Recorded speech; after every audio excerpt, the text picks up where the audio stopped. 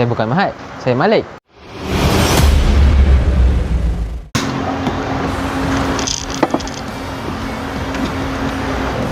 Siapa dia belum datang?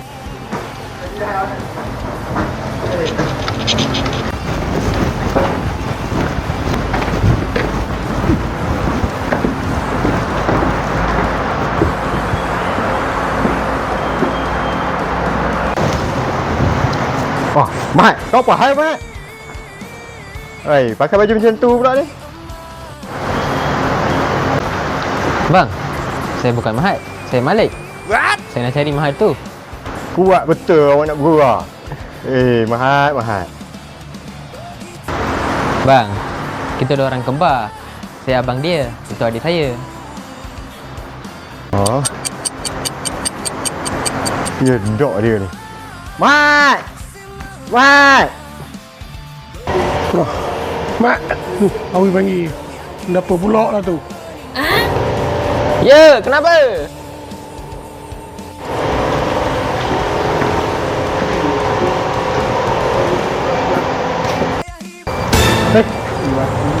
Siapa tu? Muka sama. Oh bang, itu kembar saya. Dia duduk luar negara. Hari ni baru sampai tu dia. Malik! Oh, betul lah. Sama lah.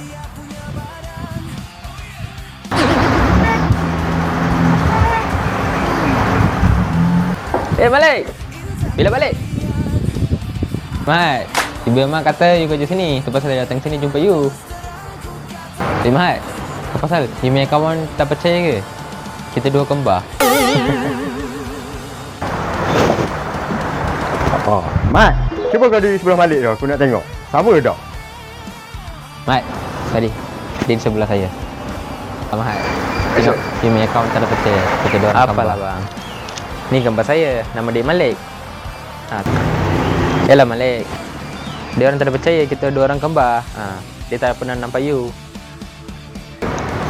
Oi, betul apa ni? Kembar. Beza semata dengan baju. Tengok. Betul-betul ni. Ini celup betul-betul dia celup ni. Sama muka. Oh, legit tu. Tak ada ubah seorang je rambut. Seorang cerah.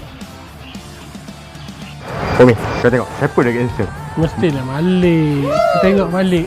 Dia orang bersih. Mahat orang sini memang gelak lah. Oh, main pandai kan? Mahat. Dia orang mana tahu kita dua orang kembar. First time dia jumpa kita dua orang mah. Abang, sekejap ah. Borak. Sudah lama tak ada jumpa. Berat ni tu. Dulu nama Melayu ni. Tak boleh? Oh, seorang nama Mahat, seorang nama Malik. Ha. Pelik tak? Muka India, orang Melayu. Nama Melayu. Aku ingatkan mistik. Rupanya betul kali ni ada kembang. Aduh. Biasanya mistik je.